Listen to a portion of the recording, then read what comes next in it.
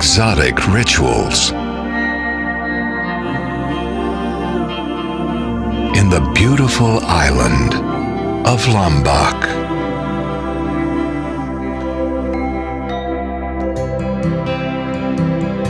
Colorful craft. Created from local resources. Presented to visitors.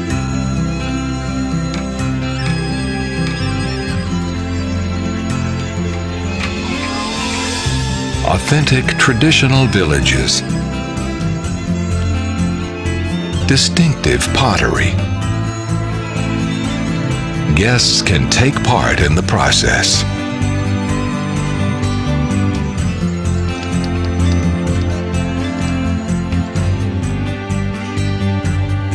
Exquisite pearls.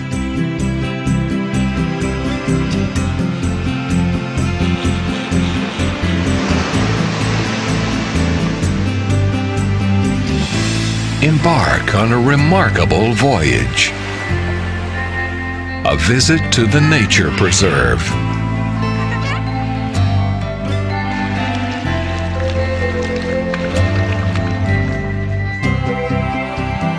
Towards the sea and beaches.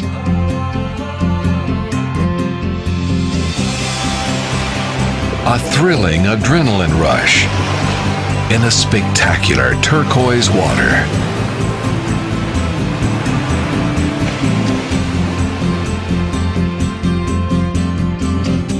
Parties on the beach.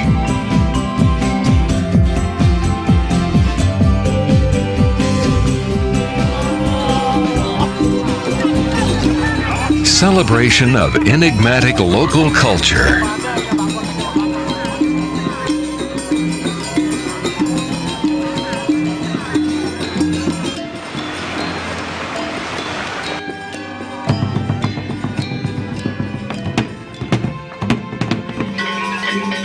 Amazingly festive.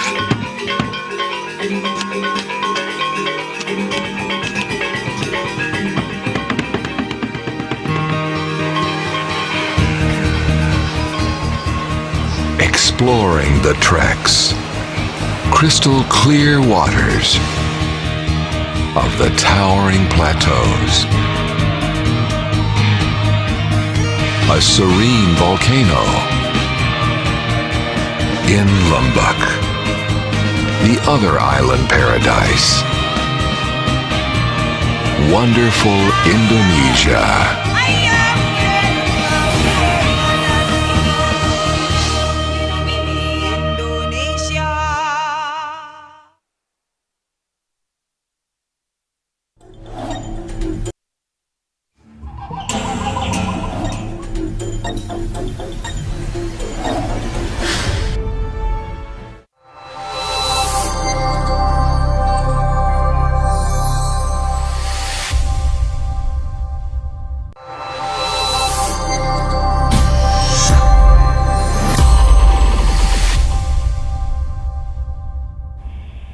The Honorable Director General for Multilateral Cooperation, Ministry of Foreign Affairs of the Republic of Indonesia, Mr. Febrian Alfianto Rudiart.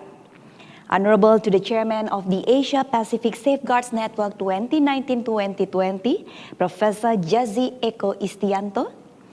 The Director General of Australian Safeguards and Non-Proliferation Office, Dr. Robert Floyd. Special Assistant to the Minister for Foreign Affairs of Japan, Dr. Kenji Murakami. The Vice President of Korea Institute of Nuclear Proliferation and Control, Dr. Hosik Yu. Director Office of International Nuclear Security Administration, Mr. Kevin Field. Section Head Coordinator and Support, Division of Operations A, Department of Safeguards IAEA, Dr. Peter Ranch. Distinguished delegates, ladies and gentlemen. Assalamualaikum warahmatullahi wabarakatuh. A very good day to every one of you. So ladies and gentlemen, entering its 11 years, this will be one of the most historic APSN meeting since it is the first time for this APSN meeting held virtually due to the COVID-19 pandemic. Ladies and gentlemen, welcome to the 11th annual meeting Asia Pacific Safeguards Network. Let's give a round of applause for our event. Yes, you can also give a virtual applause, of course. So, ladies and gentlemen, in this difficult situation, safeguards implementation is still a mandatory. Therefore, this year's theme is safeguards implementation during the COVID-19 outbreak, in line with the aim of the APSN in establishing sustainable nuclear infrastructure in the Asia-Pacific region. So before we start the whole agenda of the APSN meeting, we would like to kindly remind you regarding some general information during this virtual meeting. The first one is please make sure that your audio is mute during this conference. In exception, of course, for the facilitator or for any presenter that will deliver their session later on. And your participation will be based on the camera, so please just make sure that your camera is still on during this meeting. The next one, please rename your identity by using our official form. So you can start by rename it by typing the country name underscore your names or the delegate's name. So for example, like me, Indonesia underscore Dian. And then the next one, please do not leave the main room or sign out in the main room, even though later on we will have a break session. So please just stay with us here. So do not leave, because once you leave, it will be difficult to sign in back to this room. And then the next one, for questions, if you have any questions, you can just raise your questions in the chat room. So you may just type all of the questions in the chat room. And then the last but never the least of the general instructions of general information is keep smiling and keep energizing, because later on we still also have the photo session. Well, ladies and gentlemen, Badan Pengawas Tenaga Nuklir (BAPTN), or the Indonesia Nuclear Regulatory Agency, takes the leading role in addressing the existing and future threats and risks related to nuclear material and other radioactive material, and also associated activities and facilities. BAPTN continues to implement safety, security, and also safeguards.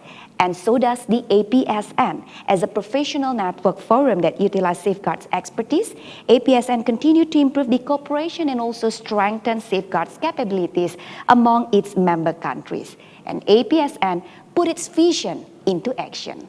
So now, ladies and gentlemen, please enjoy. This is the video profile of BAPTN and APSN.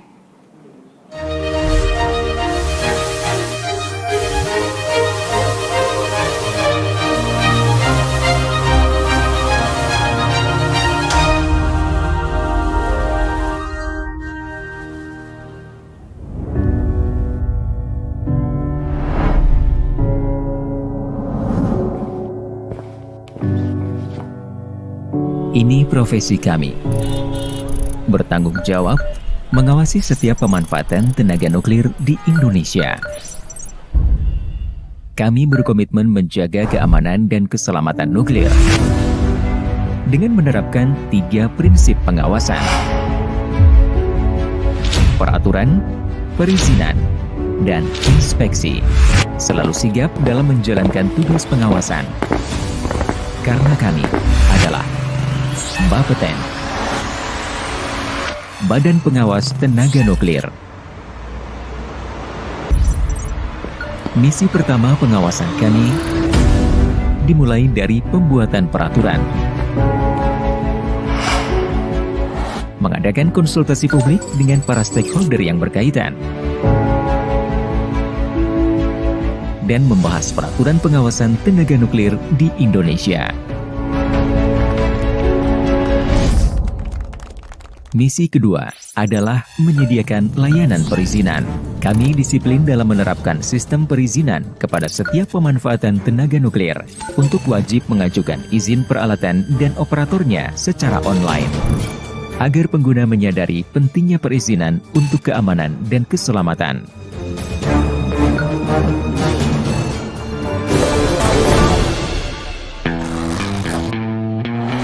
Misi yang ketiga adalah inspeksi ke lokasi pengguna.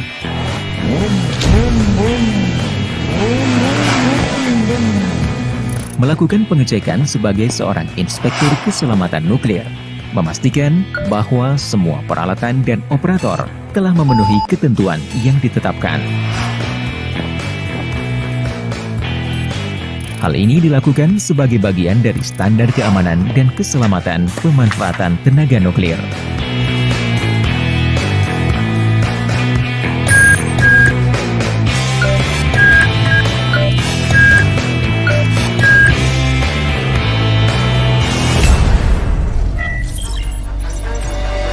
Sebagai jaminan keamanan pemanfaatan tenaga nuklir, dibutuhkan sistem penegakan hukum.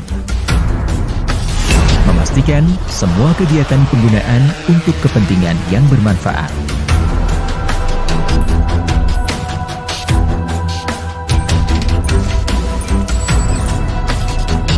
Dan sanksi tegas akan diberikan kepada siapapun yang dapat mengancam keamanan nuklir. Kami senantiasa mengembangkan sistem pengawasan melalui kegiatan, latihan bersama kedaruratan nuklir di berbagai daerah, dan berbagai workshop, baik nasional maupun internasional. Tugas pengawasan nuklir kami jalani dengan penuh semangat, profesional, dan tanggung jawab. Demi tercapainya keamanan dan keselamatan, karena ini persembahan Bapeten untuk Indonesia.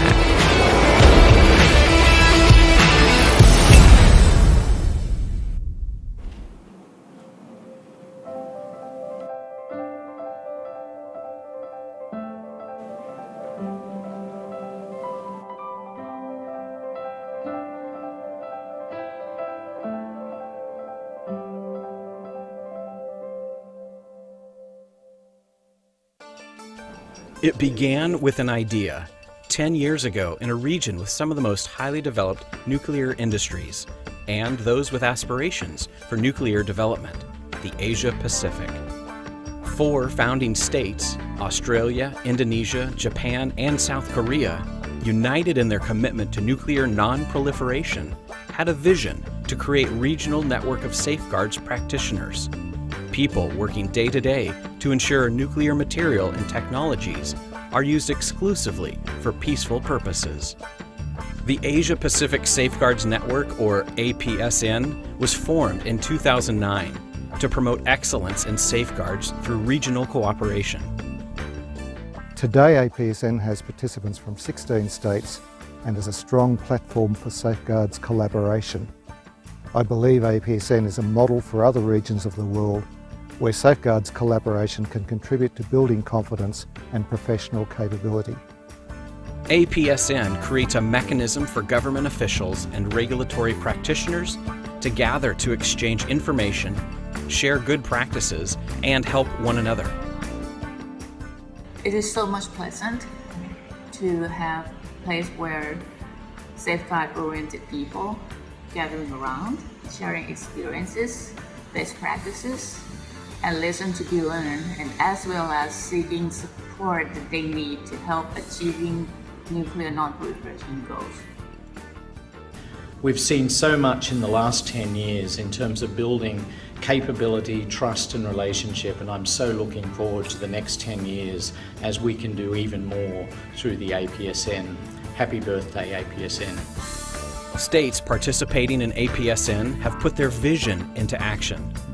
Much has been accomplished in the first decade of the APSN.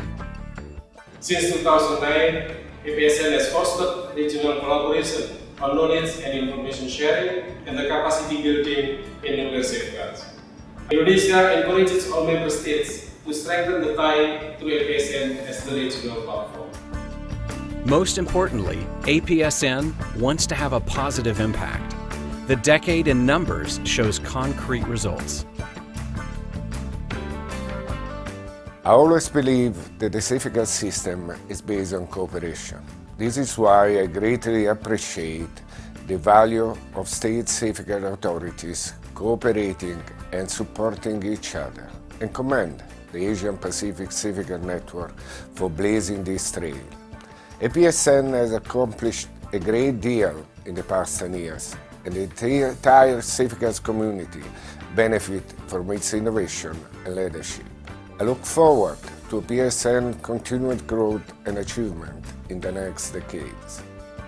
Every country, big and small, has an important contribution to make to an effective international safeguard system. The APSN will serve all of its members in the coming decade by continuing to build regional expertise, expanding the network of practitioners, and creating opportunities for them to support one another. From regulators to researchers, policymakers to physicists, safeguards implementation takes a community. Asia Pacific includes some of the world's most rapidly developing economies. Many countries already use nuclear science and technology to contribute to their development objectives in areas including energy, human health, food production, water management, and environmental protection. These nuclear techniques contribute directly to 9 of the 17 United Nations Sustainable Development Goals. Countries of the Asia Pacific are committed to innovation in nuclear technologies to improve the quality of life. We hope to share our vision and experience to contribute to a healthier and more prosperous world.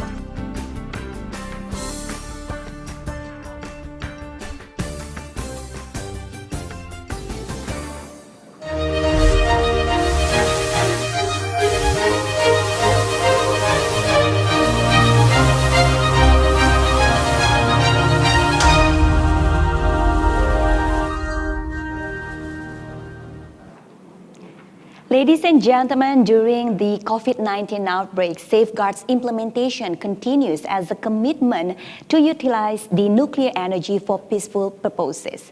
And now let us watch videos on what respective countries has been delivered and also has been implemented for the safeguards implementation itself. This is the video.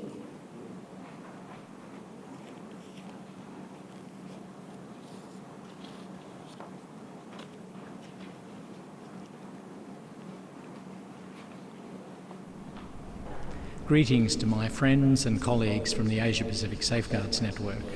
And this welcome comes to you from Vienna, where the COVID virus is ravaging the community and also affecting the International Atomic Energy Agency. But the show must go on. And as Director General Grossi has said, is that nuclear material must remain under safeguards even in this COVID environment. My colleagues from ASNO will now describe to you how we've maintained safeguards in this COVID period.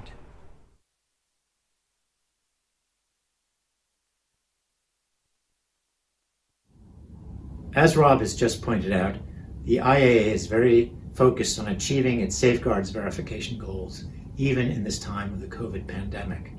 Each jurisdiction has its own rules in place to ensure that the spread of the virus is minimized. In order to ensure IA inspections could go ahead in Australia, the Australian Safeguards and Non-Proliferation Office worked closely with the Department of Home Affairs, with state health authorities, and with the Australian Nuclear Science and Technology Organisation to ensure that these inspections went ahead and achieved their inspection goals. In fact, 2 inspections took place in Australia this year, with IA inspectors spending a week or more on each occasion. Calvin Robertson and Lindell Evans will tell you more about those inspections and also other safeguards activities that took place in Australia this year. In June, Australia hosted the IEA for the annual Physical Inventory Verification Inspections at ANSTO. At the time, Australia had in place, and in fact still has in place, a travel ban for non-Australians entering the country. ASNO needed to secure an exemption for IEA inspectors to enter the country and facilitate quarantine. ANSTO was also under strict COVID-19 measures to ensure it could continue producing medical isotopes. Only a small number of staff could work on site at any one time. After a lot of phone calls and emails to various Commonwealth and New South Wales authorities, we secured the travel exemption and arranged 14 days quarantine in a hotel for the IEA inspectors. Thanks to flexibility on all sides, all of the inspection activities, including complimentary access, were completed successfully over the course of 9 days, while observing social distancing and other COVID-19 measures. Another inspection took place in August, using formally for the first time an active well coincidence counter for the verification of nuclear material in waste from ANSTO's molybdenum-99 production process. The IAEA inspectors needed to once again go through 14 days quarantine before the inspection. We will elaborate further on these inspections during this virtual meeting. For our locations outside facilities, LOFs, we were able to collect the inventories over 100 individual permit holders and complete Australia's annual physical inventory listing for LOFs on time during the Covid-19 period. Many of our permit holders had long periods of lockdown, and we worked with them to find pragmatic solutions so that they could complete their inventory taking and meet their reporting requirements. We did this by reaching out to our permit holders early in the pandemic, well ahead of the normal reporting deadline, and advised them we would work with them to meet their permit obligations. I will explain later in this meeting one of our strategies. During the pandemic, our department's IT infrastructure allowed us to work remotely, and we successfully submitted Australia's ICRs, PILs and MBRs using ASNO's NUMBAT database, and we lodged them through the IEA State Declaration Portal, the SDP. Thank you, Kalman and Lindell, for highlighting our challenges in implementing safeguards this year. We commend the IAEA inspectors' commitment and forbearance in undertaking the quarantine periods ahead of the two inspections. The challenges of implementing safeguards will likely remain in 2021, but we will learn from our experiences and we remain committed to fulfilling all our requirements. We look forward to hearing all the various experiences from our APSN colleagues throughout this virtual meeting. Thank you.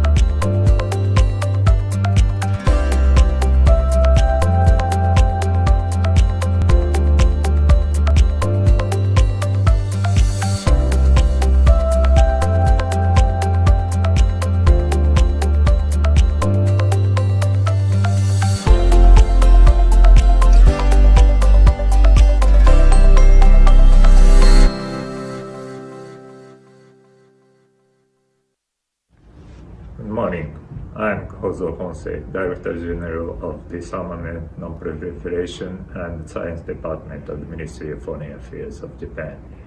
In the beginning, I'd like to express our deep gratitude to Indonesia to host the 11th APSN annual meeting virtually due to the COVID-19 pandemic. In this video statement, I have a great pleasure to briefly share our experience in the field of safeguards implementation during the unprecedented time of COVID-19. In the situation of COVID-19, the government of Japan has implemented multi-layered border control measures, including 2 weeks self-quarantine in order to mitigate the spread of COVID-19. The Ministry of Foreign Affairs and relevant authorities have been working very closely to continue to receive IAEA inspectors and technical staff traveling from overseas even from the start of the pandemic, by giving them special treatment such as prompt insurance of entry visas to Japan. Because we believe that the IAEA safeguards are the fundamental instrument for ensuring nuclear non-proliferation, and safeguards should continue to be implemented despite the challenges and difficulties. Thus, we encourage all APSN member states to fully cooperate with the IAEA and implement domestic stringent safeguards activities. More information will be shared by our colleagues from Nuclear Regulation Authority in the working group 2 session later. Please allow me to briefly touch upon the official visit by Director General Rafael Grossi to Japan last February. During his visit, he met with former Prime Minister Abe and Minister of Foreign Affairs Motegi, as well as conducted a site visit to TEPCO's Fukushima Daiichi nuclear power station. We highly value this official visit made by the Director General, which provided an important opportunity to further strengthen our cooperation in the various fields, including safeguards, and would like to express our highest respect for his leadership in guiding the agency to exercise its full authority while tackling COVID-19. Last but not least, we very much look forward to having a technical discussion on safeguard activities with all participating countries today. Thank you very much for your kind attention.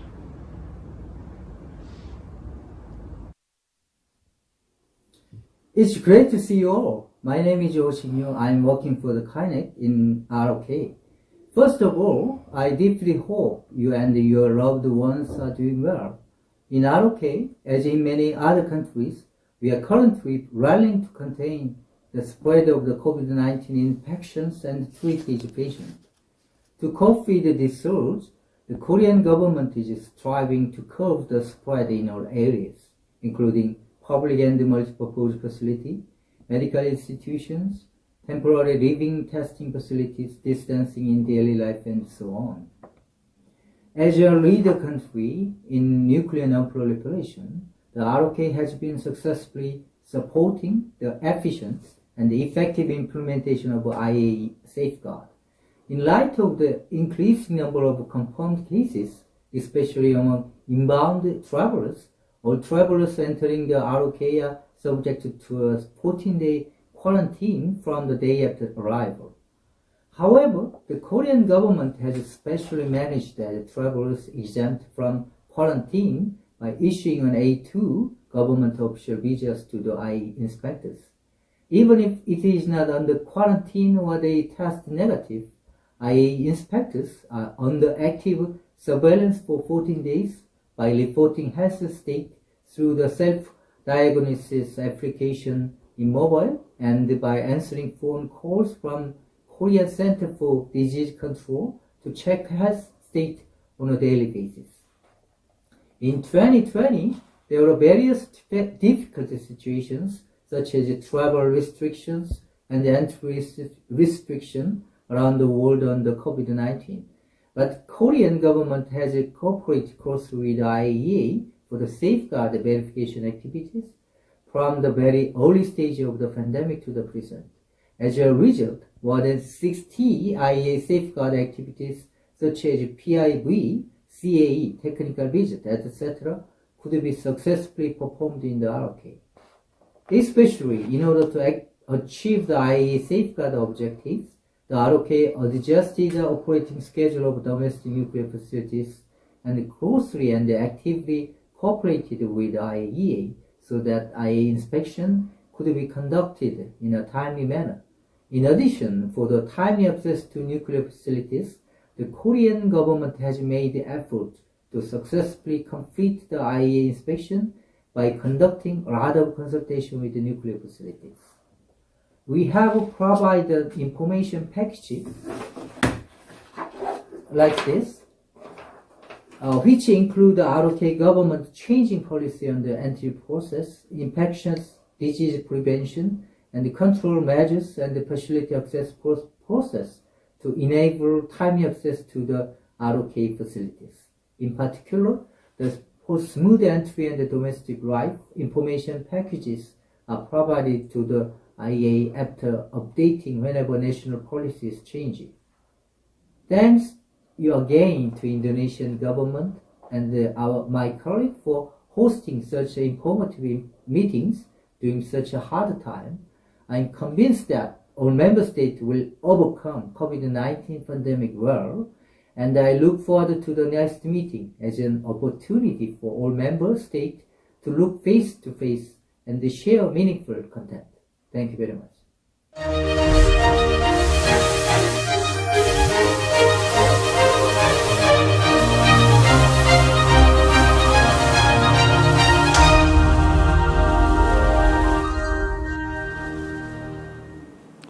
Well, ladies and gentlemen, the 11th annual meeting of APSN is participated by 16 member countries. Therefore, before we continue to the next agenda, we would like to kindly remind you to please make sure that your camera is on because we would like to see your beautiful smiles for the next agenda. So once again, please just make sure that you already turn on your camera, but keep your audio mute. So ladies and gentlemen, the next agenda is of course the flag raising of all member countries. And now, ladies and gentlemen, these are the member countries of APSN.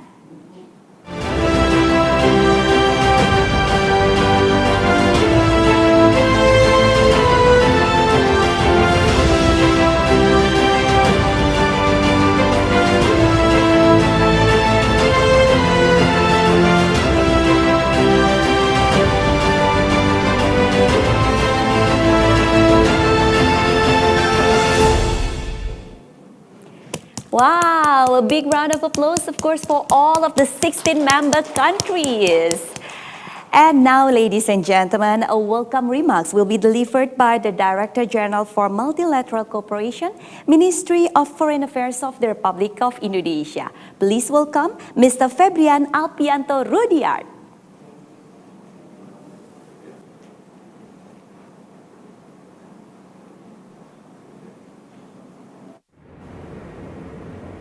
His Excellency Professor Jasi Eko Istianto, Chairman of APSN, Excellencies and distinguished participants.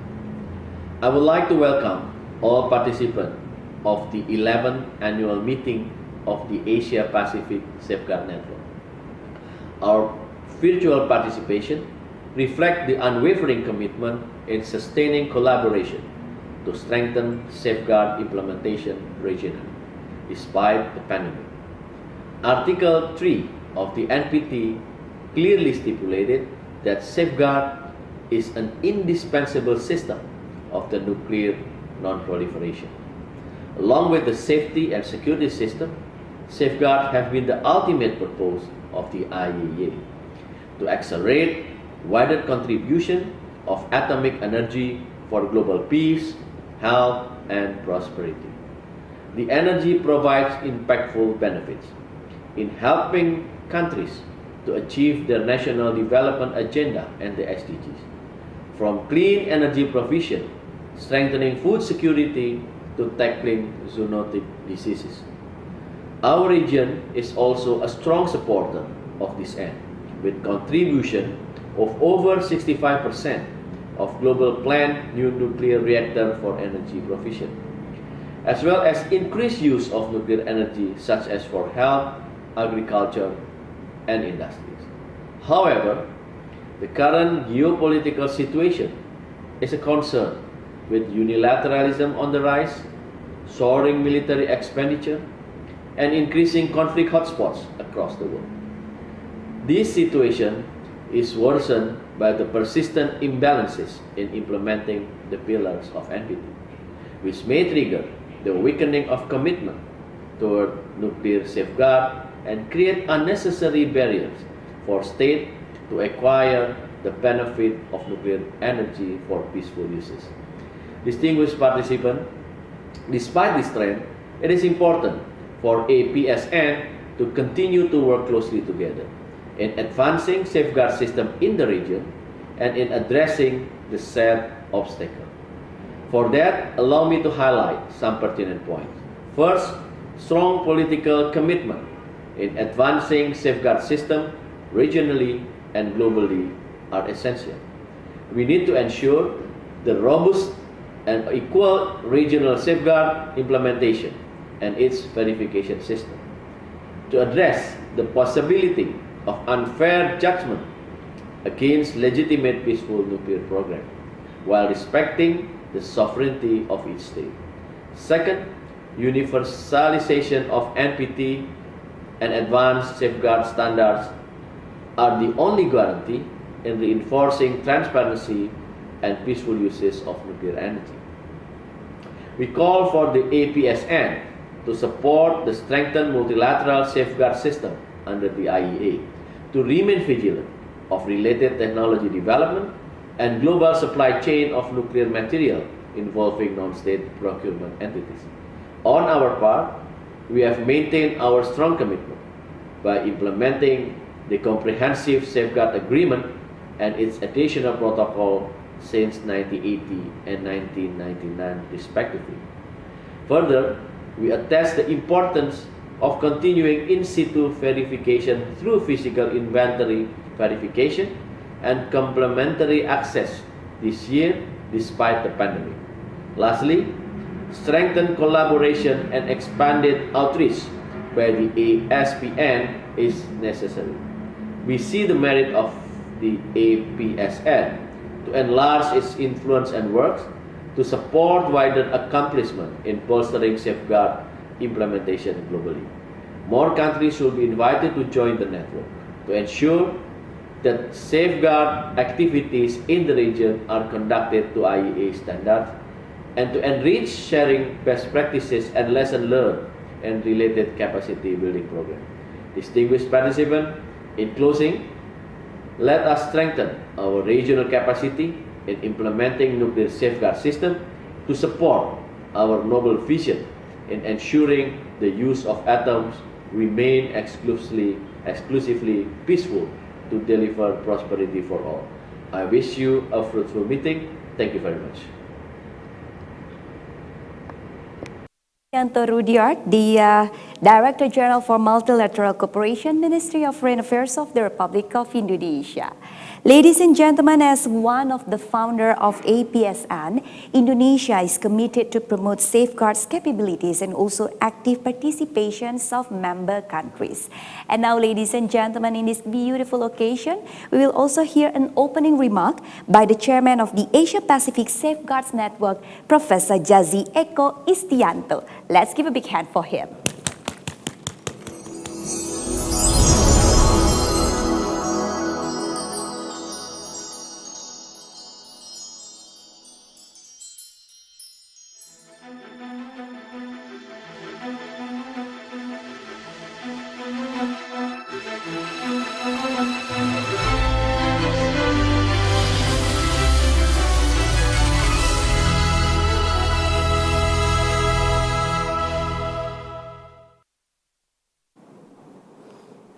Distinguished member of the Steering Committee of the APSN, Mr. Robert Floyd, Director General of Australian Safeguard and Non-Proliferation Office, Mr. Kenji Murakami, Special Assistant to the Minister of Foreign Affairs of Japan, Mr. Ho-sik Yo, Vice President of Korea Institute of Nuclear Non-Proliferation and Control, KINEC.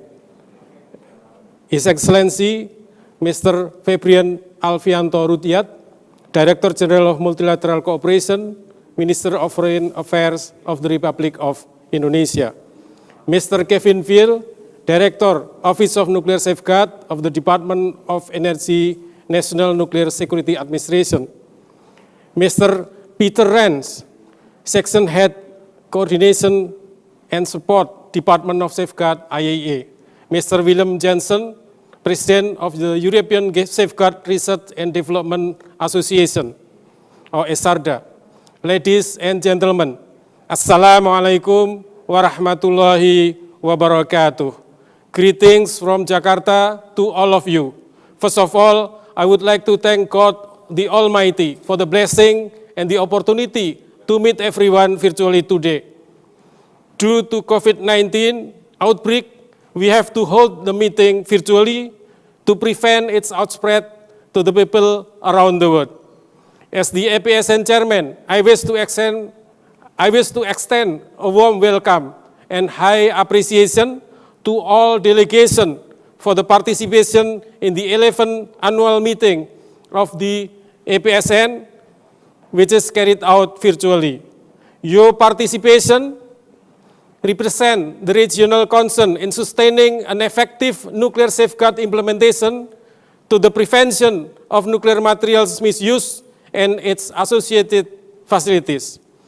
Ladies and gentlemen, for reminding us, the APSN was established with the endorsement from APEC Energy Ministers in October 2006.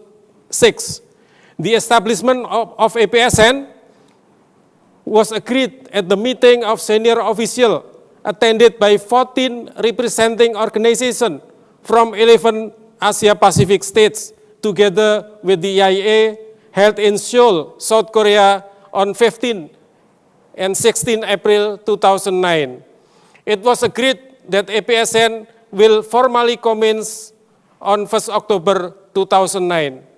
The APSN is an informal network of safeguards authorities, ministries, and other organizations responsible for implementing safeguard of the countries in the Asia-Pacific region with the objective to promote safeguard best practices in the region. This network is delivering benefit to member countries through information exchanges, sharing of best practices, mutual support, access to experts, and focusing on regional training.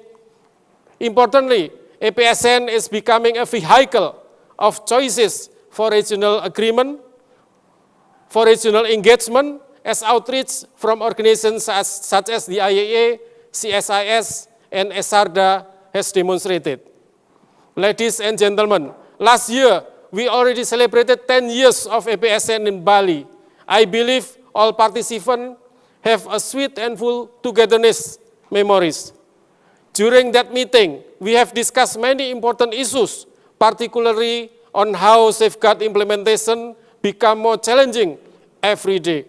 We have identified the challenges are encountered as following. Number one, rising demand of safeguards. Number two, full implementation of state-level concept. Number three, more verification-intensive activities. 4, new material fuel cycle technologies and facility types. 5, exponential growth of volumes and diversity of safeguard-relevant information growing. 6, need to improve state reporting and SSAC effectiveness. Number 7, developing the digital transformation for safeguard implementation. And number 8, cyber security threats. Ladies and gentlemen, from the challenges that we have discussed in the last year, suddenly at the beginning of this year, almost all countries have to face a new challenge, namely COVID-19 outbreak, and nobody knows when it will end. This outbreak has a profound impact to all aspects such as education, social and economic, so all entities have to adapt their business processes. But all the impact caused by this outbreak should not weaken the implementation of safeguard in every country, especially APSN members. We recall on all members to remain committed to the implementation of safeguard agreement. For information, Indonesia has committed to the safeguard agreement during the COVID-19 outbreak in line with the IAEA commitment to safeguard agreement and additional protocol as stated in the letter of IAEA Director General, Mr. Rafael Mariano Grossi, dated March 17, 2020. Indonesia has received IAEA inspectors team to implement physical inventory verification and complementary access to nuclear facilities in Serpong and Bandung. The in-site verification is implemented by applying health protocol standards in accordance with the Ministry of Health of the Republic of Indonesia. Ladies and gentlemen, the theme of this APSN meeting is safeguard implementation during COVID-19 outbreak. So it will be focused on the strategy of safeguard and sharing important issues faced by APSN member states during the outbreak, which will be divided into several sessions. Number one, IAEA program and activities on safeguard implementation during COVID-19 outbreak. Number two, report on APSN activities 2019-2020.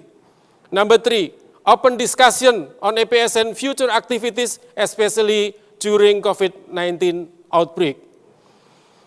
In this occasion, I would like to encourage member countries to highlight the achievement and benefit of being a member of APSN. This moment would be a great opportunity for countries to express and share expectation for the future APSN, especially in the COVID-19 outbreak. Although this annual APSN meeting is very different from the previous year, hopefully this meeting does not diminish the benefit and spirit of togetherness to all APSN members. We also hope that all the APSN members keep continued to establish communication and coordination in order to improve safeguard in the region.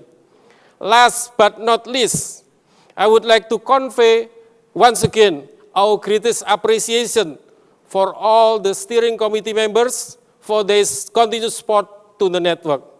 I wish you all have a fruitful meeting today. With the saying, Bismillahirrahmanirrahim, in the name of God, most gracious, most merciful, I declare the 11th annual meeting of APSN officially open. Thank you very much. Assalamualaikum warahmatullahi wabarakatuh.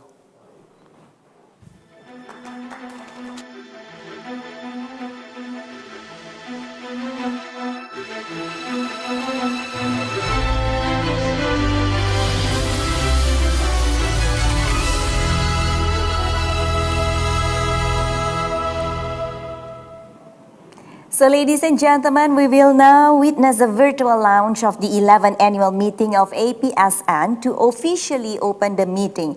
Therefore, please kindly prepare yourself. We already have here the chairman of the Asia Pacific Safeguards Network 2019-2020, Professor Jassi Eko Istianto. And then for the Director General of Australian Safeguards and Non-Proliferation Office, Dr. Robert Floyd. Special Assistant to the Minister for Foreign Affairs of Japan, Dr. Kenji Murakami. Vice President of Korea Institute of Nuclear Proliferation and Control, Dr. Hosikyo. Director Office of International Nuclear Security Administration, Mr. Kevin Field. Section Head Coordinator and Support, Divisions of Operation A, Department of Safeguards IAEA, Dr. Peter Ranch. Please prepare yourself. Hands, please raise your right hands. Okay, hands in position, all of you, gentlemen. And then later on my countdown, you can just push forward. All right, are you ready, everyone? Are you ready? So you may raise your hands if you're ready. Ready? Wave it. Okay. All right. So later on, I will do the countdown from 3 to 1. And then after that, please move forwards to officially mark the launch. Okay. So if you're ready, I think all of you are ready there. Keep smiling because the photographers are also very well prepared, like a paparazzi, to take our beautiful smiles. All right. Yes, it seems that all of the gentlemen are ready. Professor Jazzy, just beside me here in Jakarta, is also very ready. Okay, raise your right hands. Okay, make sure that you are on the frame. All right, so let's do the countdown now. Keep smiling. 3, 2, 1, push it.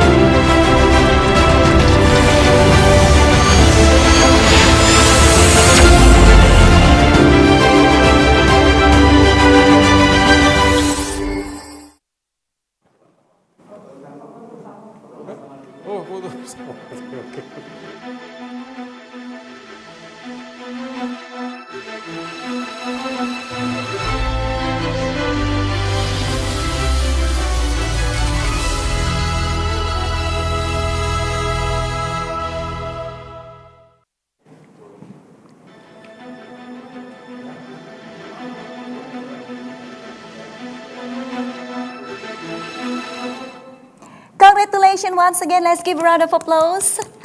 Wow, thank you so much. I can see that everyone's are also clapping their hands. Wow, beautiful.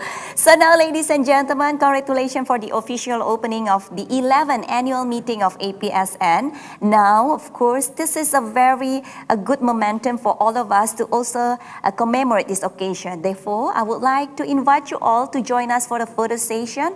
Your faces are detected here on the screen, so just make sure that everyone's already turn on their camera, because I think that's maybe some of the participants or the delegates are not turning on their camera. Let's just wait like for another hour.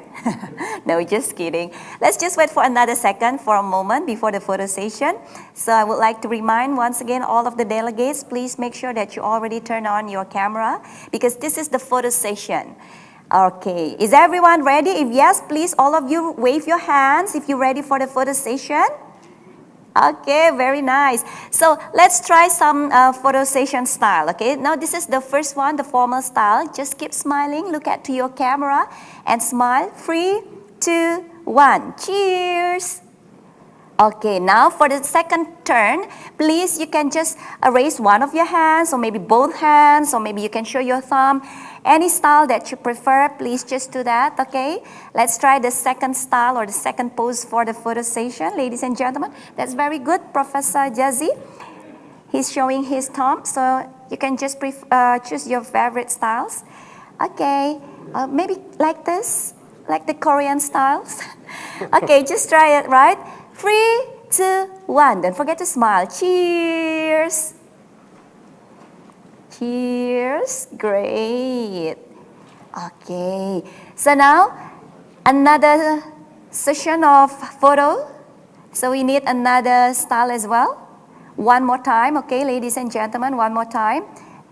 Just put both of your hands, or maybe 2 fingers here beside your face. So let's try this style as well. Professor Jesse as well. Yes, peace.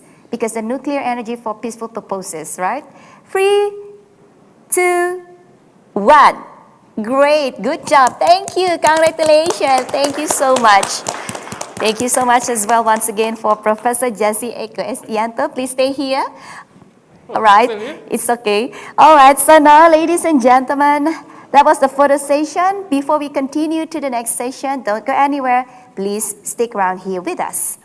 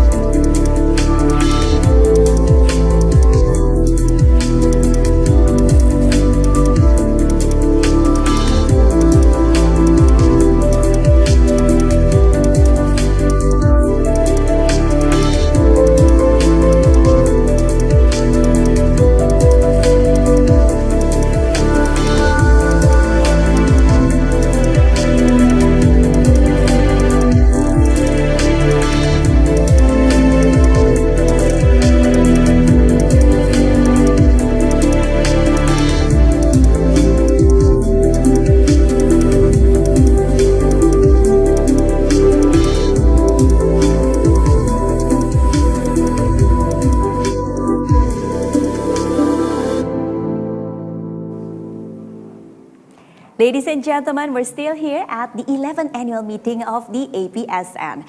IAEA continues the safeguards inspection through verification and also monitoring activities worldwide during this COVID-19 outbreak. What types of activities and the challenges during the implementation itself? We will find further during this session that will be led by our facilitator. We have Director General of Australian Safeguards and Non-Proliferation Office, Dr. Robert Floyd. Dr. Robert? How are you there, Dr. Floyd? All right, so yes, we have our facilitator, Dr. Robert Floyd, and the speaker, of course, as well for this session. And the session itself, this is the first one, or the whole agenda of the 11th annual meeting of APSN, and it will take about 45 minutes in total, of course, include the presentation and also the question and answer session. So once again, I would like to remind you, all of the delegates for this APSN, if you have any questions raised to the presenter, you can just type it in the chat room, and please make sure that your audio is mute.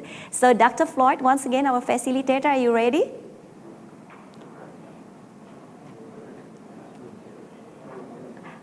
All right, so we're still making sure that the audio of Dr. Floyd can be heard by the whole participants. Yes, we're just making sure that the audio is already unmute, Dr. Floyd. And make sure that other participants already mute their audio itself. And during the session, you still have to turning on your camera, of course. Dr. Floyd, are you there? Yes. Oh, great. Thank you. Can you hear me? Crystal clear, Dr. Floyd. Right. Thank All right. you. So this is the first session that we have in the APSN meeting today. So Dr. Floyd, you have 45 minutes for the presenter and also the discussion time. So please, I'm sure that you will manage it wisely. I will now hand the floor to you, Dr. Floyd. Thank you so much, and it's a pleasure to be here at this APSN meeting. This session, I will just introduce Peter Rance, who will make a presentation, and then after that, it will go to Stefan Bayer, the head of our Safeguards, IAEA Safeguards section in ASNO, to facilitate the end of this session. So, Peter Rance has been a wonderful support to the Asia Pacific Safeguards Network over many years now as a contributor from the IAEA and one with a real heart for our region. And so, Peter, it's a delight to have you with us again this time, and we very much look forward to your paper presenting on safeguards implementation during the COVID-19 outbreak. So over to you, Peter, and then afterwards to the key organisers, if you can go to Stefan Bayer, not me, after Peter Rance. Thank you very much.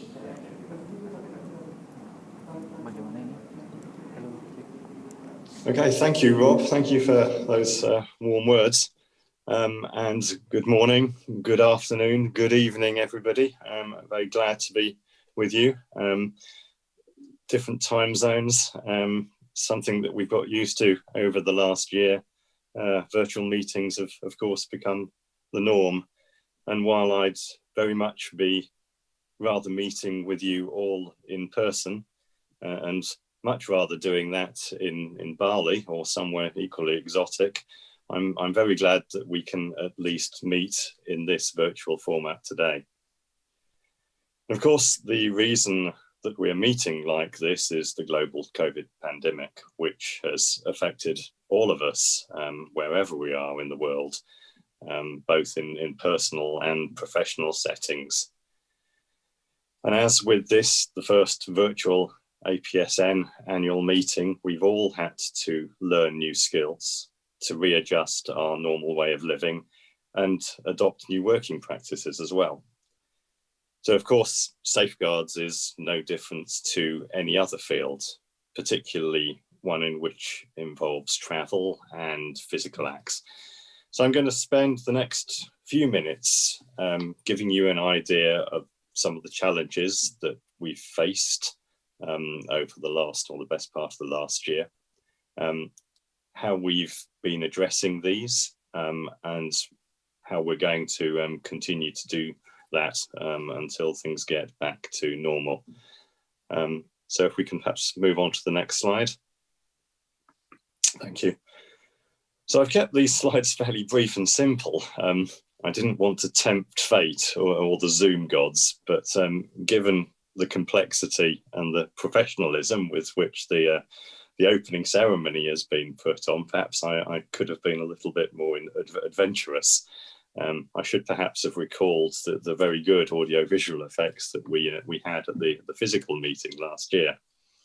But nevertheless, as you see in this outline, I've simply characterised what I'm going to say into these three general areas, which I think essentially capture what I think we've gone through, and of course, to some extent, are still going through, of course.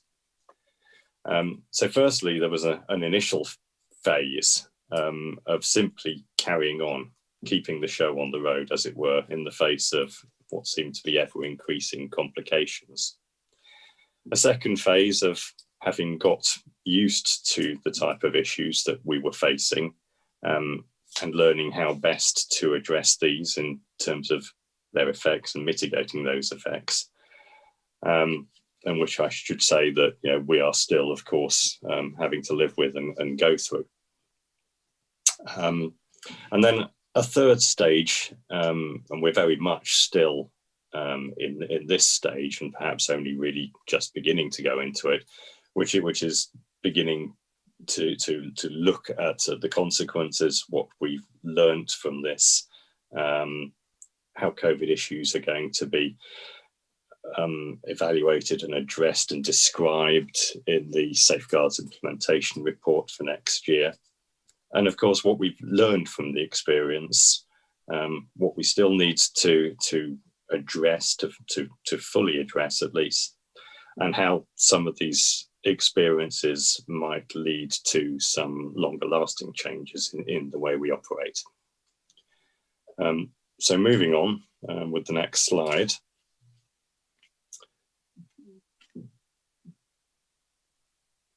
Thank you. So first off, just keeping going, continuing our work.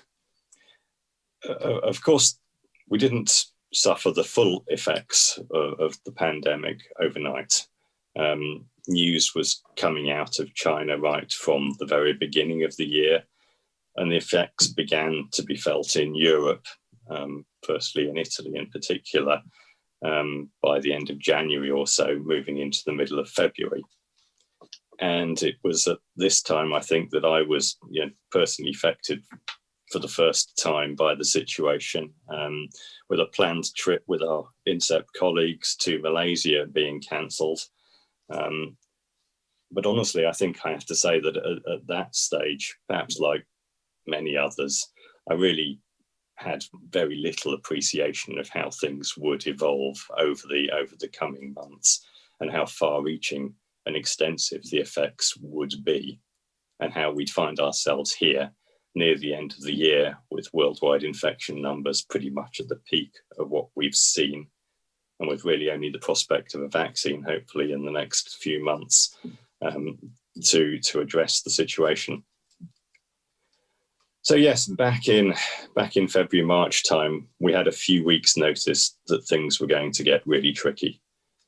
And fortunately, I mean, really the timing of this from the very localized parochial perspective of agency safeguards was really quite fortunate and fortuitous, because the beginning of the year is a very busy period for us, probably the busiest period of the year, with all the work being done, tidying up the reporting issues, and finalizing evaluations which need to be made for the Safeguards Implementation Report, which is published in June, but it is essentially the data which goes into that needs to be finished by around about the middle of March. And here in Austria, the decision to introduce a national lockdown came in that second week of March. And from Monday the 16th, there was really only a skeleton staff at the VIC, at the IAEA, at any point thereafter for the next several weeks. But that doesn't mean that we stopped working by any means at all. We certainly didn't, and that's something that our Director General, Dr. Grossi, was very clear about from the very beginning, and a stance that he has continually and consistently reiterated. On what was the last day in the office for many of us for some time, on March 13th, he put out a video presentation. And it wasn't for the staff specifically, but for all, because it was posted on the external agency website. And in which he said, and I quote, our core essential mission continues unabated. Inspections safeguarding nuclear material all over the world will not stop for a single minute. And of course they haven't. He then went on to reinforce that with a letter which he sent to member states the following week on March the 17th, and which I think Professor Istianto quoted from in his introductory remarks. And he said that in these difficult times, we must work together to ensure the effectiveness and efficiency of the implementation of agency safeguards. We will continue our cooperation with all states to ensure the implementation of safeguards is fully consistent with the legal framework for agency safeguards and national decisions related to the COVID-19 emergency. And note that he spoke very directly there about cooperation as being key, and I'll come back to that aspect in a few minutes. DG Grossi also took the opportunity of his opening remarks in the first board meeting after these effects came into place to reinforce his message of continuing to apply safeguards despite the challenging situation. And in June, he said that despite the lockdown, the IAEA continued to carry out all of its most time-critical in-field nuclear verification work. Delivery of most safeguards activities at headquarters and at regional offices continued. We maintained our verification and monitoring activities, including by chartering aircraft for inspectors for the first time in the history of the agency. So that just gives you some idea of the lengths that we've gone to. And I'm very happy to say that that summary of the situation in June continues to be so today, and that we have continued with our work through the remainder of the year as well. And the challenges, well, they've been significant, of course. In a world where we take interconnections pretty much for granted and think of travel as something which is easily available, really, things did become very tricky. And in March, perhaps very tricky too into April. Things were very challenging at that time. Everything was in a state of change. Flight schedules were constantly changing, and of course, by changing, I mean reducing, of course. Entry requirements also went through huge changes, and simply getting where we needed to be in order to do inspections and other field activities quite suddenly became a major challenge. There was certainly a period of several weeks where my first daily activity every morning was to read the latest entry changes published by IATA, the International Air Transport Association. And while these grew and grew over time to the point where they become so complicated that for some countries, the list of requirements, exemptions, amounts to several pages of A4. I think I have to say that my favourite of all time, which still happens to be valid, is for Tuvalu. And for Tuvalu, it simply says borders are closed. That's it. No ifs, no buts, no maybes. Simple. but rather tricky if you need to visit. Fortunately, there's nothing really urgent that needs to be done in Tuvalu, at least from a safeguards perspective. But we certainly have had difficulties getting to places where we do definitely need to get to. Although borders have not been totally closed elsewhere, finding flights and working through new entry requirements has continued to pose us difficulties and to keep us busy. I was personally involved in this work, particularly in April-May period, and I recall one period around, or one instance around Easter time when I was on the phone to American Express, who deal with our travel arrangements for us. I was personally working with them to try and find flights for 3 inspectors who needed to go to Taiwan. And we were rebooking some flights that had been cancelled. There were 3 travellers going, and we were working through the details of these 3. And we got 2 of them rebooked, and we're just working on the 3rd when the cancellations for the rebooked flights for the first 2 were coming in already, and we had to start from scratch. And that sort of thing happened time after time, and the number of rebookings was quite significant. Prices for flights were also interesting as well. They were highly variable. Sometimes you could find flights, even though there were few available, the ones you found were still very good value. But at other times, prices were quite astronomical. To give you an idea, we typically pay around about €3,000 or so for a return flight to East Asia or so. Occasionally we get them down to as low as 2,000 or so, but we consider €4,000 to be expensive. At one point though, in April, the cheapest return tickets available for a trip to Japan were €14,000. And I have to say, we did have a few people booked on those tickets, but fortunately, cheaper options did actually become available before we needed to use them. But it just showed the state of, sort of chaos that the industry was in at that time.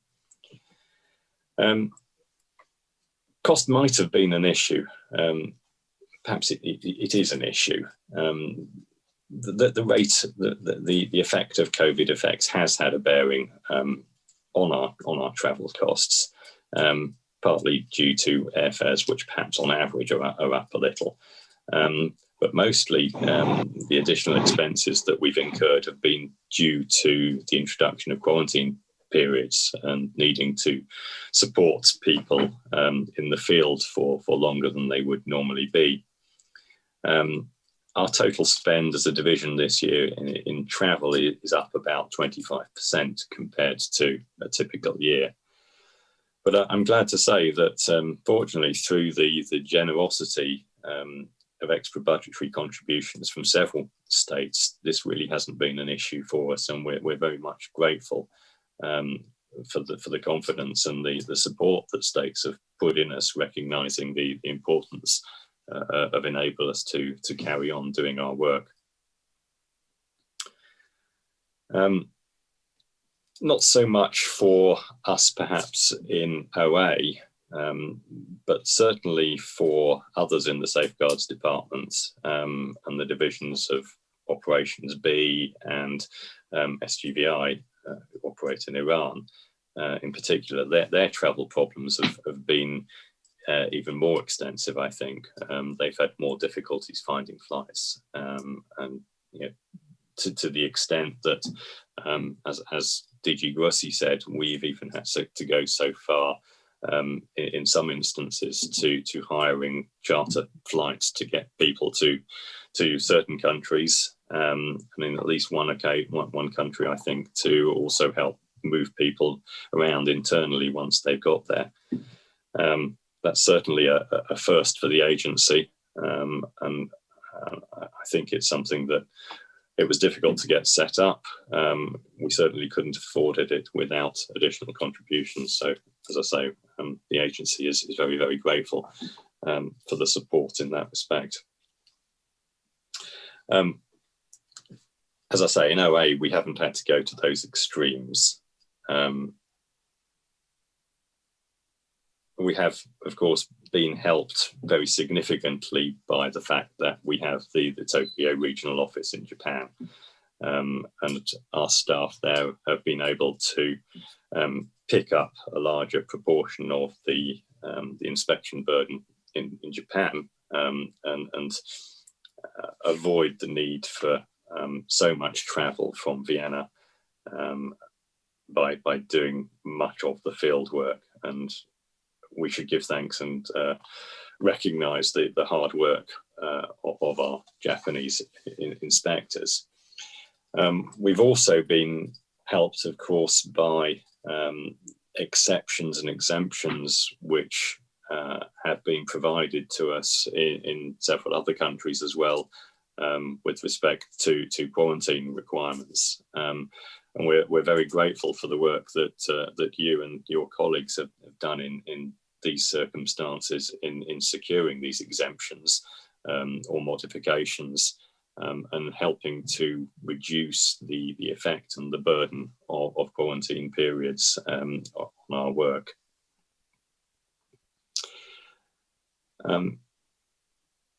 In terms of trying to prioritize our activities, certainly at a departmental level, and in cases where access difficulties were most extreme, we've tried to follow standardized approaches of considering the sensitivity of nuclear material, the types of material, the types of facilities. We've looked at what can be delayed, what actions can subsequently then be recovered with little ongoing effect, and what, if not done as planned, simply couldn't be done afterwards, and therefore it becomes more important to do.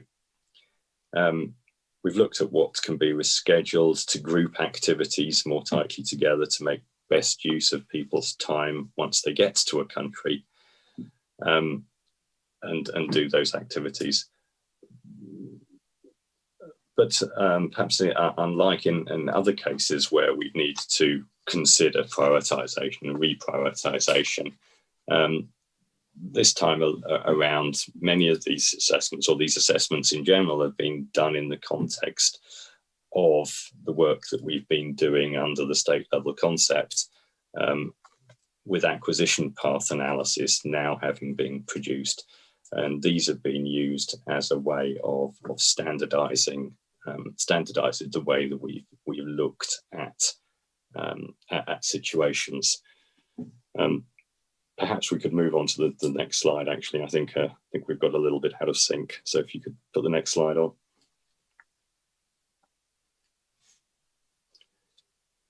Thank you. Yes. So I was talking about that prioritization point, but as I say, when we've tried to look at this in a systematic way, I think we've done that, and we continue to do that. But to a large extent, the overall message I think that we've had to take from this is that we should do what we can when we can, as soon as we can. Really not take things for granted. Don't think that the situation is necessarily always going to get better in a steady monotonic fashion. We've all seen different waves coming through at different times in different countries. And the message that, the take-home message, I think, is that if you can do something, take that opportunity.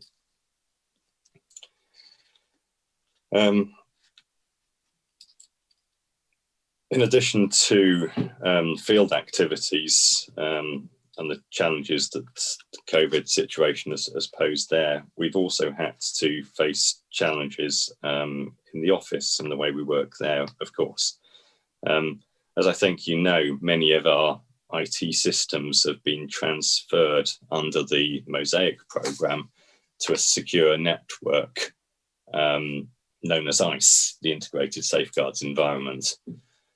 This, of course, is excellent from a security perspective, but not particularly helpful if one's wanting to work or having to work from home, as it's completely inaccessible from the outside.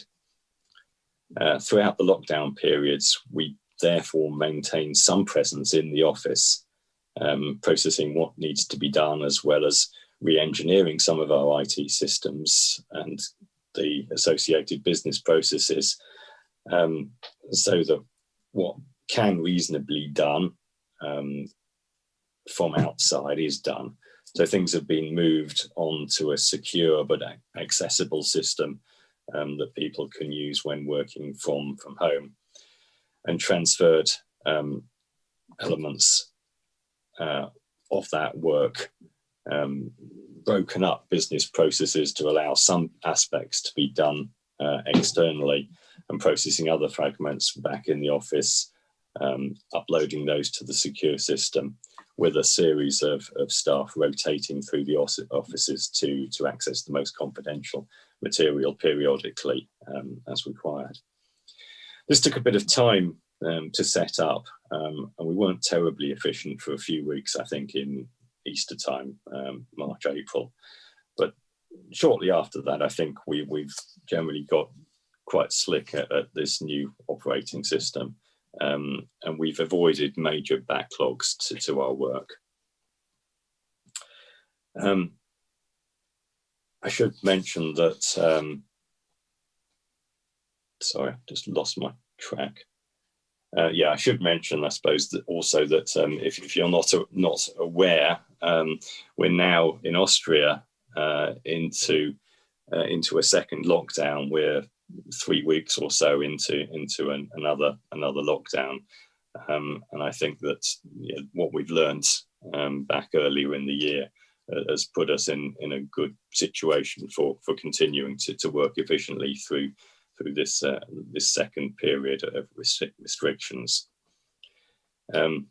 General instructions here are that people should work from home if possible, and across the Safeguards Department, I think we're running at the moment at about 30, maybe a little bit over 30% attendance, and that's relatively high to the agency as a whole, simply because of the confidentiality of much of the materials that we have to handle, and the fact that, as I say, we have this secure working environment, ICE, secure network that we need to access.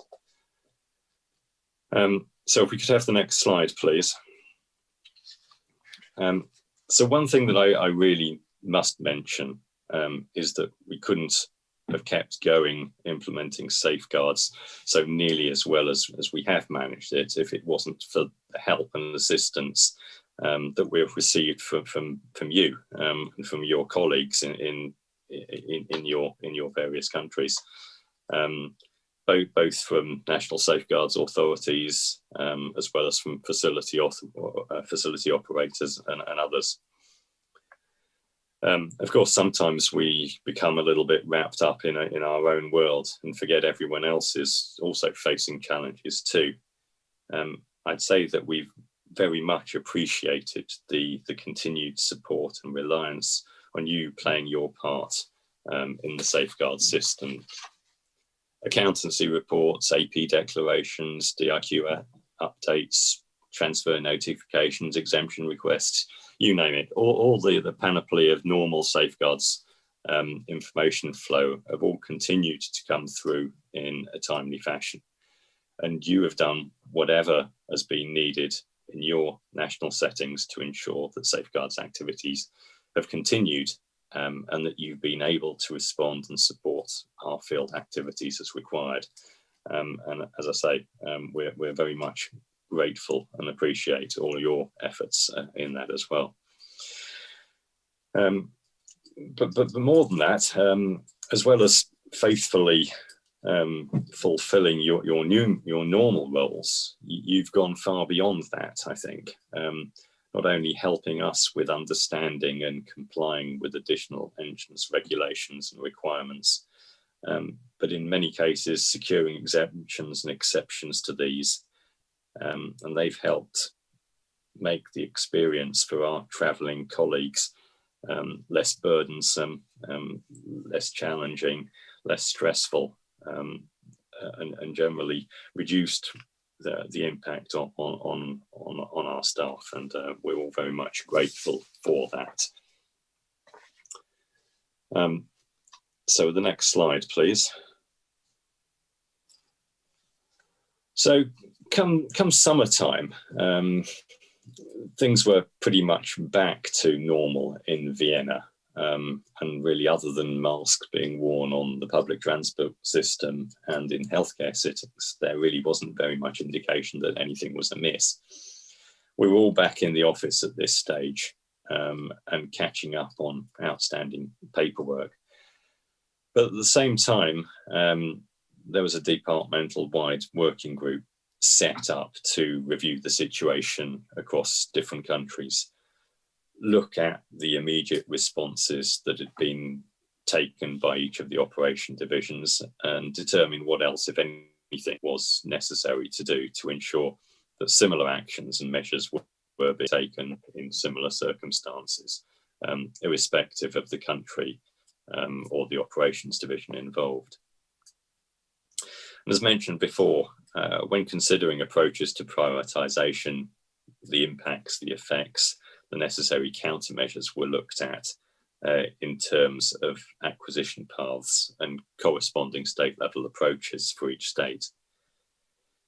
Because these are drawn up following a standardised process and reviewed departmentally to ensure consistency, they represent a good starting point from which to ensure that a truly non-discriminatory approach is taken. So if we can have the next slide. This is just a snapshot, a brief view of acquisition path processes.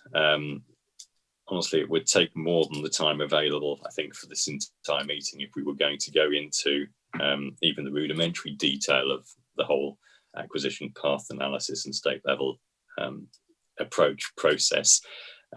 Perhaps that's something we can come back to in a future APSN meeting, as there has been significant progress in this area over the last 12 months in terms of refining the process and producing detailed guidance to ensure that it's interpreted in a uniform fashion. But for now, I think that at least most of you are aware with the general concept in which we look at states' nuclear material holdings, we look at their nuclear fuel cycle activities and other related capabilities in order to assess what additional steps a state would require to go through in order to acquire nuclear material suitable for use in a weapon if they so chose to take that path. And from that, we then identify appropriate measures to be taken in order to verify that nuclear material is not being diverted from safeguards, and also to provide assurance that undeclared activities are not being performed and that undeclared nuclear material doesn't exist in states.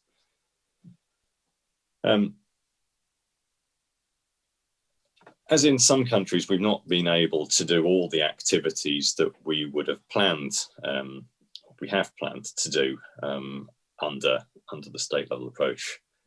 We've had to look at these shortcomings and how they measure up against the credible acquisition paths which have been identified for states in order to identify what compensatory measures it's necessary for us to do subsequently.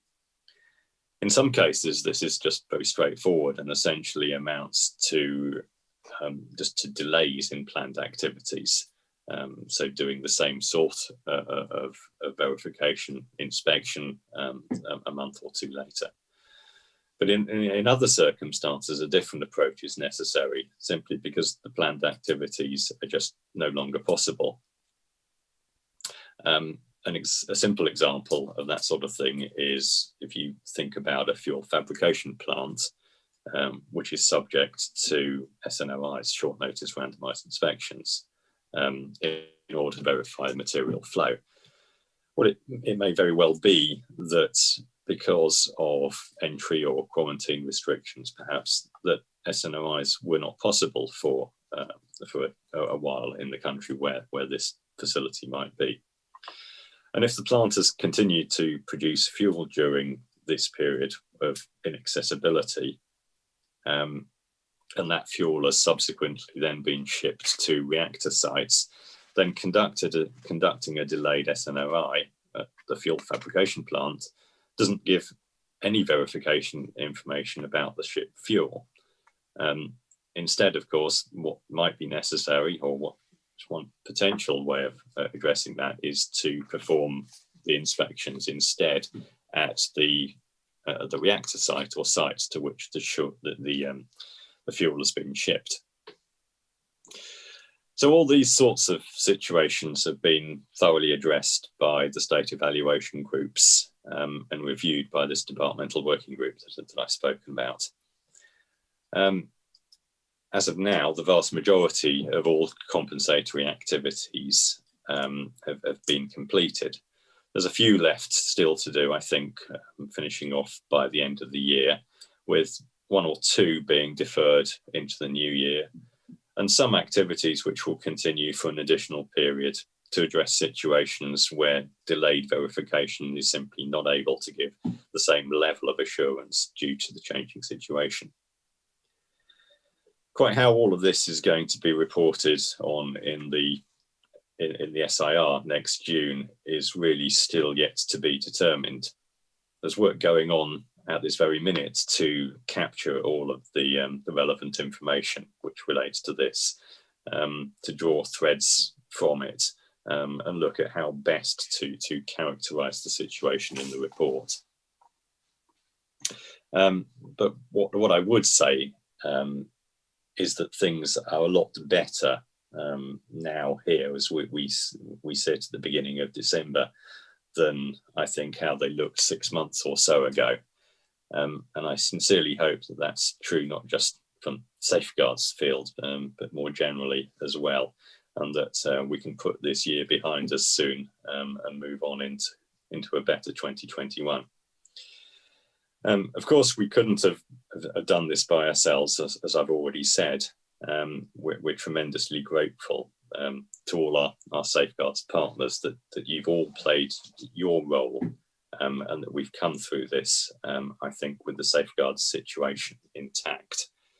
So if I can have the last slide, I'll just finish here by essentially repeating the DG's earlier quote from March 17th, except that perhaps I think we can change its tense slightly and say that through difficult times we have worked together to ensure the effectiveness and efficiency of agency safeguards. And I thank you all very much for that. And I hope that we can move on with a strong safeguard system into 2021. Thank you very much.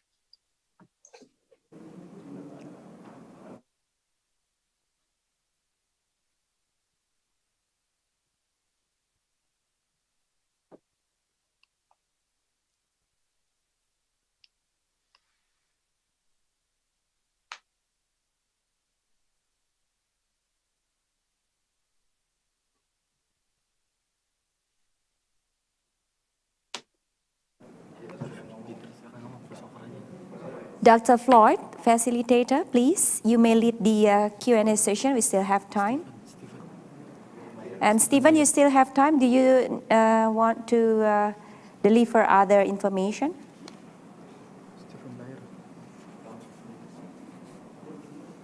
Can you hear our voice here? Dr. All right, so yes, we still have time. You may use this as the Q&A session, or if you want to continue to give us the overview about the IAEA program and activities. Thank you for unmuting me. I just wanted to thank Peter for his presentation. And I see on the chat line already there's a question from Oksana about, I guess, what's the biggest lessons learned for the agency in terms of coping with something unforeseen? I guess pandemic being one of them, or even beyond that.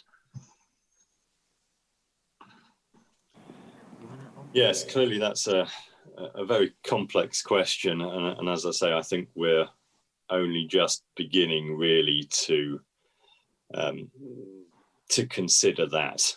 I would say that we've learned that needing to be flexible is very important, and that's something that we as an organisation perhaps are not particularly good at, and I'm talking both within the Safeguards Department, but also more widely across the agency as well.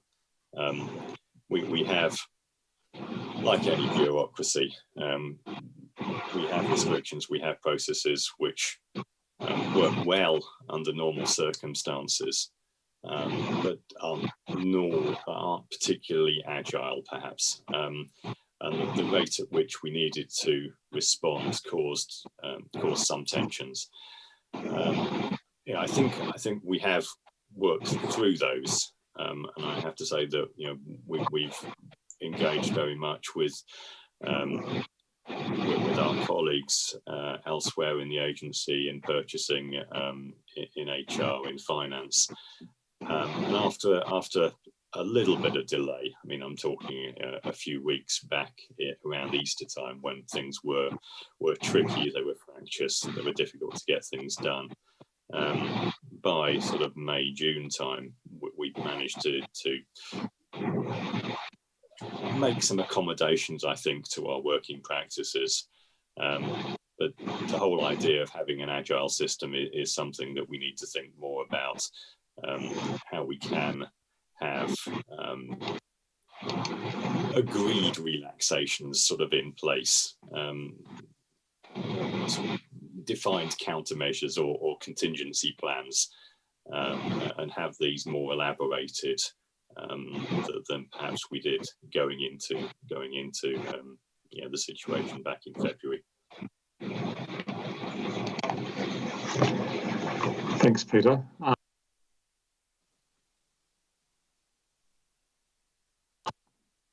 Sorry, I'm using again. One thought that came to me is, of course, responding as you did and adjusting and being agile and as best you can to modify your practices to basically get the job done. Okay, let's imagine now that COVID is finally overcome and we go back to so-called normal. What might be some of the practices that stay? For instance, greater use of regional offices, of course, has been forced upon you. Are there any other practices that you've been forced to do, perhaps that might now in reflection be something permanent, even in so-called normal times? Yes, you mentioned the regional offices, and they have been key, I think. The size of the offices, the number of offices that we have is something which periodically goes through reviews, and I've personal experience of pressure at times being sort of brought to reduce numbers in Tokyo. I think for the foreseeable future, I think those issues that will now be accepted. The value of the regional offices has been shown to be very significant.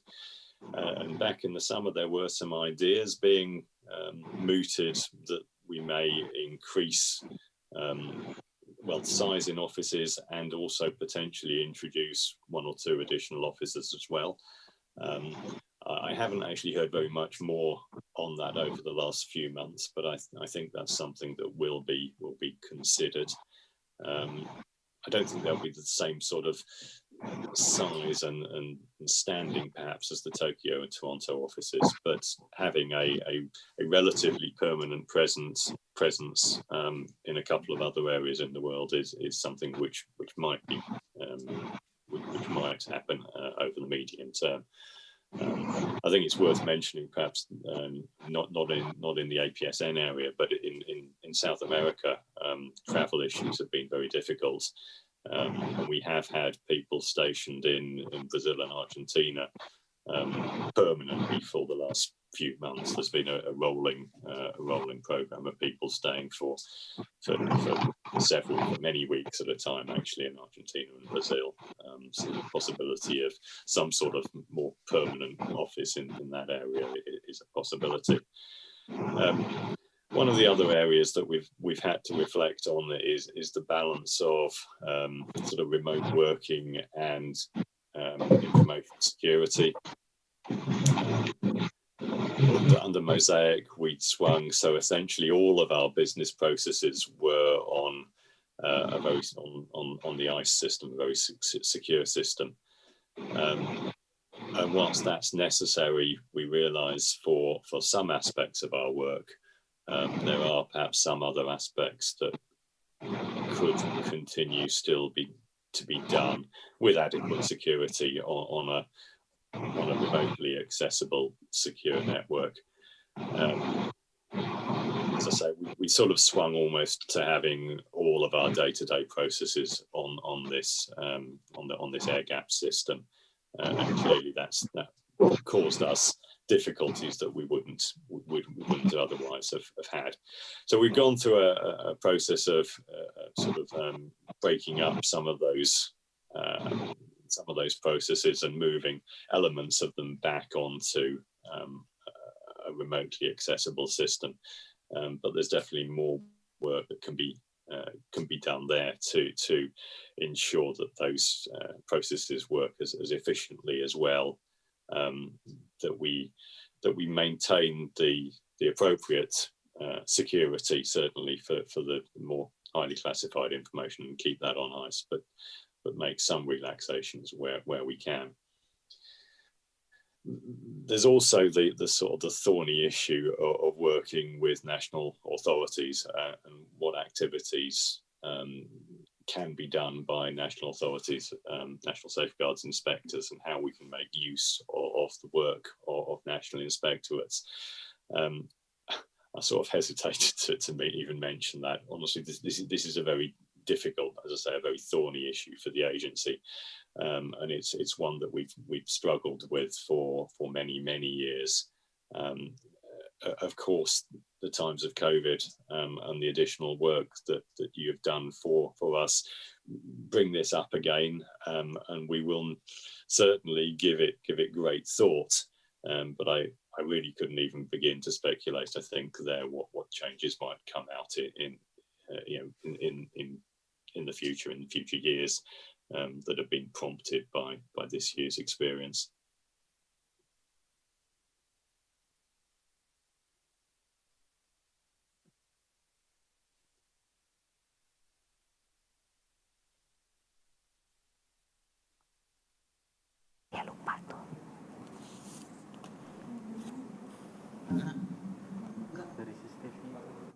Dari sana gimana sih? Ibu cari situ.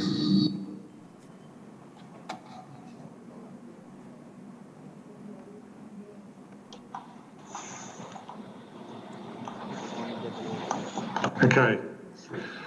Sorry, I have to mute myself every time someone else is speaking because there's a lot of feedback from my computer fans. So I have to mute and unmute every single time. I think, Peter, I don't know if you can see in the chat line, there was a question from Japan, Mofa. Can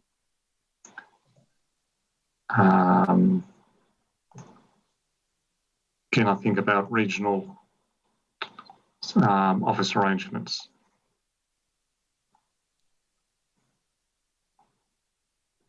Sorry, I'm scrolling through the chat trying to find this question.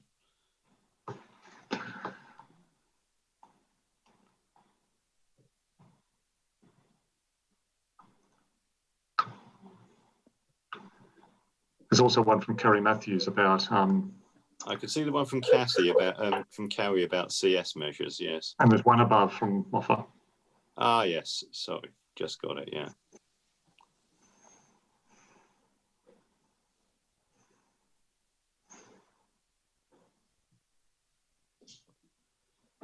So the question from Japan talks about TRO and highlights the usefulness of that in terms of our maintaining our operation, and asked if there are any regional specific issues compared to others like Europe. I mean, I think honestly that the biggest single difference is just geography. Travel, as I say, has become complex, and entry requirements in much of Europe. We've had exemptions to quarantine, or through much of the Schengen zone since at least the summertime, or relaxations have been that there's travel in Schengen has been fairly straightforward for us, but even before that, we secured exemptions to quarantine throughout the vast majority of Europe and the old Soviet bloc. We did have to modify some of our travel arrangements. Flights were difficult. We were finding people having to drive 1,000 kilometers or so. I mean, I realise, Stefan, that's nothing on an Australian scale, but for us Europeans, that's quite a way. So people were driving to Ukraine. I know people were driving up through into Switzerland. Partly some of this was because flights weren't available. Some of it was due to requests, if you like, from facility operators. They had concerns about possibility of people becoming infected on flights. So where we were trying to sort of accommodate those concerns, and having people travelling directly.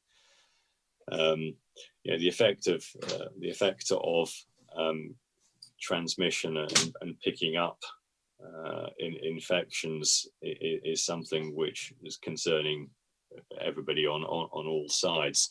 So while it's been commonplace for us to string inspection activities together with people going from one facility to the next, we've had to rework those sorts of practices as well, and minimize the number of sequential activities that people have been doing on any one particular trip, and testing people in between different activities as well. So generally, it's a sort of it really is a geographical effect. In Europe, we can manage things by sending people out for shorter times, shorter trips. The trouble is sending people to Asia is time consuming, it's expensive, particularly so if they've got to spend 2 weeks in quarantine each time they go. So we need to make sure that when they do get there and they're in a position to do some work, that that they then spend quite some time in the field. And the question, I think, from Carrie on CS and the future of this, well, again, like the regional offices and the work that they've done for us, people from the regional offices, obviously containment and surveillance systems have played a very major part in our work, particularly those which are connected, remote monitoring, remote data transmission of those systems, either to Vienna or to regional offices. So that's definitely one key way, of course, that we've been able to maintain assurances on non-diversion. Things that we can do remotely, we've had to put more reliance on. We're glad that we've invested in this area over the last many years, and it's certainly something which has come into its own during this period. And I think perhaps there will be maybe extensions put to this, and particularly to connecting more field systems up to remote data transmission. I think I can imagine a bigger push for that in the coming period. And I guess we've got only a few minutes left in our session. So I see one question from Timor-Leste, and welcome to Timor-Leste. Whether, I guess this is a more general question, has there been any noted, I guess, reduction in, I guess, nuclear activity or nuclear operations due to COVID? I guess each country would be different, but is anything global that the agencies notice in terms of the capacity for facilities to operate? I think there's been a little reduction overall. I mean, this isn't something that I personally sort of totted up or done any global assessment of, but I do just simply know of some facilities that at least were temporarily shut down. Others have gone on to reduce working. So in terms of processing of nuclear material, there's been some reductions. I wouldn't characterize them as significant, though, either from a sort of nuclear fuel cycle perspective, and certainly not really from a safeguards perspective either. I mean, power plants have all continued to operate. I'm not aware of any cases there of reactors, for example, shutting down. I think they've been shown to have a role to play in terms of keeping the lights on, keeping the power grid stable. Research locations, yes, there's been reduction in numbers of people in, but in terms of the safeguards burden, no significant effect at all. And I'll just, I guess, make a note from the Australian side, and I'll speak a little bit for our major nuclear facility in Sydney, Lucas Heights, the ANSTO operation. They, at the worst of the COVID situation, saw their critical operation as the production of medical isotopes, and they adapted their systems and protection of personnel and the like to make sure they could continually produce medical isotopes. That was their top priority. So in the end, they kept on doing that, but yes, other lesser priority things didn't happen as much. That was our number one priority, to keep going. I think we've reached the end of our session, so I'll thank you, Peter, and I know we've barely scratched the surface of the discussion we could have on this, and I'm sure in future other opportunities we can keep continuing, how to do safeguards generally, and especially in light of COVID. And I just thank everyone for all their flexibility from the agency side and also from the facility side.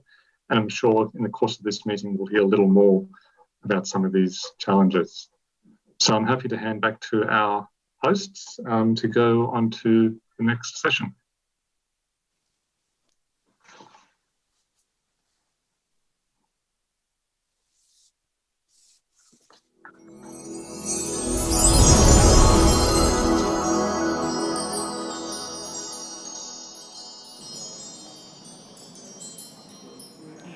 Thank you so much to the facilitator, Dr. Robert Floyd, and also, of course, to our first presenter.